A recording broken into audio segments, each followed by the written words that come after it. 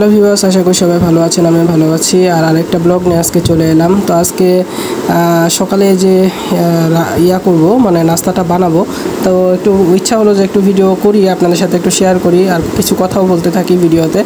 তো এই তো আমি বাটিটা ধুচ্ছি। মূলত এইখানে মাছ ছিল আর দুপুরের জন্য মাছ রান্না করে গেছে খালা, তো সেই মাছটা আমরা এখানে করলাম, একটা বাটিতে তুলে রাখলাম। কারণ যেহেতু আমাকে রুটি ভাজতে হবে, রুটি ভাজার কোনো কড়াই নেই আমার, তো তার জন্য একটু আমি কড়াইটাকেও পরিষ্কার করে নিচ্ছি এই মুহূর্তে। আর সাথে সাথে এই তো পরিষ্কার করে নিলাম আর বাটিটা নিচে রেখে দিয়েছি। এখন চায়ের পানিটাও বসিয়ে দেবো, কারণ সাথে সাথে রুটির সাথে সাথে চাটাও যাতে তাড়াতাড়ি হয়ে যায়, তো সেই জন্য মূলত একটু তাড়াতাড়ি করতেছি কাজটা।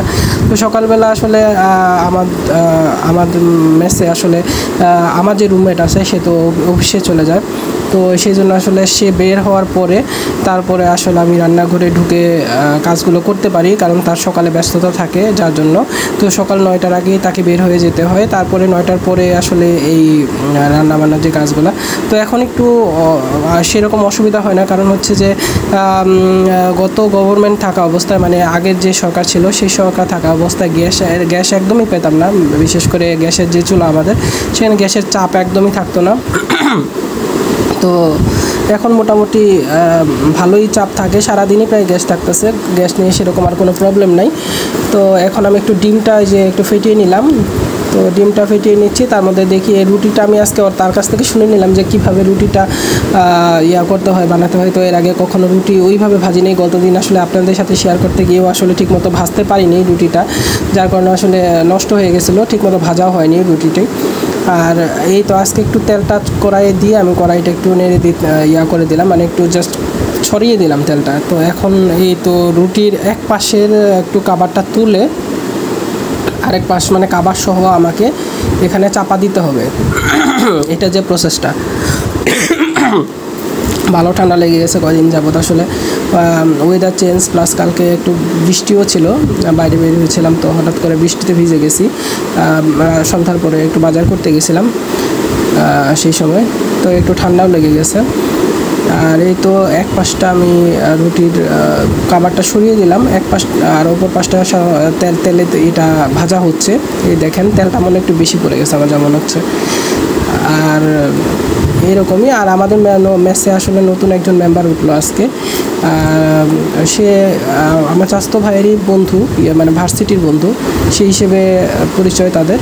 তো নতুন একটা মেম্বার ওঠা মানে মেসে আসলে সব কিছু ইউটিলিটি বলতে গেলে মেসের যে কারেন্ট বিল থেকে শুরু করে বুয়া বিল, তারপরে হচ্ছে আদার্স যে খরচগুলো, যার রুমে উঠতেছে তার রুমের ভাড়াও অর্ধেক হয়ে যাচ্ছে। আসলে একটা ব্যাচেলরের জন্য এটা আসলে অনেক একটা প্লাস পয়েন্ট, যার কারণে আসলে একটা নতুন মেম্বার উঠানো হলো। তবে হ্যাঁ, এখানে সুবিধাও আছে, কারণ হচ্ছে নতুন মেম্বার আসলে সকালে সে সারাদিন থাকবে না, কারণ হচ্ছে সে অফিসে চাকরি করে, তো সকালে বের হয়ে যায়, যার জন্য মূলত এরকম মেম্বার খুঁজে আসলে দেওয়া হয়েছে।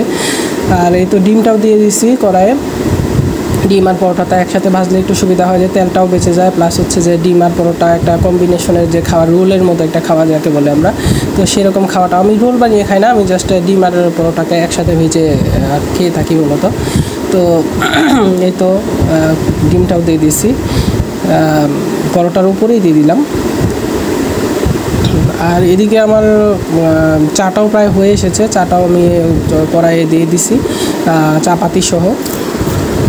আর ইদানিং আসলে ওয়েদারের অবস্থাটা, ঢাকার ওয়েদারের অবস্থাটা একটু বলতে যাই, তো সেটা হচ্ছে যে এই রোদ এই বৃষ্টি এরকম একটা ওয়েদার, এই ওয়েদারের মধ্যে আসলে ঠান্ডা লেগে যাওয়া বা একটু সমস্যাই বলতে গেলে আমার তো ঠান্ডা লেগেই আছে প্রায়।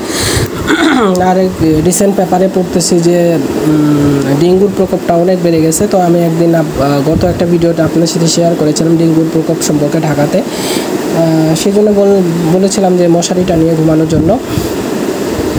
আর এটাই মূলত একটু ঢাকার সমস্যা, যে বিভিন্ন কিছু খুব দ্রুত একটু ছড়িয়ে পড়ে, যেহেতু মানুষ বেশি বাস করে, আর মানুষ বেশি যেখানে ওখানে ময়লা আবর্জনাও বেশি, খুবই স্বাভাবিক। তো আমাদের আসলে এখানে বাসায় সেরকম একটা প্রবলেম হয় না, কারণ আমাদের ময়লা আমরা নিচে ফেলে দিই, আমাদের যে খালা আসে উনি আসলে ময়লাগুলো নিয়ে নিচে ড্রামে ফেলে দেয়। তো এই ময়লা বিলটা আসলে আমাদের যে ভাড়া আছে সেই ভাড়ার সাথে ইনক্লুডেড হয়ে যায়, যার কারণে সেরকম কোনো ঝামেলা আমাদের হয় না। আর এদিকে পরোটাটা প্রায় হয়ে এসেছে। তো গত দিনের থেকে আজকে পরোটাটা অনেকটাই ভালো হয়েছে। তো আশা করি যে আপনাদের সাথে ভিডিওটা শেয়ার করতে পেরেছি আমি। তো এদিকে চাটাও ঢালবো, এখন চাটাও প্রায় হয়ে এসেছে। এই তো কাপটা রেডি করে নিলাম, আর এদিকে পরোটাটাও প্রায় হয়ে এসেছে ভাজা। এই তো চাটা ঢেলে দিলাম আমি কাপে, আর এই তো কড়াই রেখে দিয়েছে, কড়াইয়ের ইটা বন্ধ করে দিয়েছি আমি, এখন জালটাও বন্ধ করে দিয়েছি। আর একটা বিষয় হচ্ছে যে আমি আসলে কোনো রকম ওষুধও খাচ্ছি না, একটু নাপা খেয়েছিলাম মনে হয় গত কয়েকদিন আগে যখন। তো ভিউয়ার্স, এই তো আজকে ভিডিওটা এখানেই শেষ করছি। ভালো লাগলে লাইক কমেন্ট ও শেয়ার করবেন। ধন্যবাদ।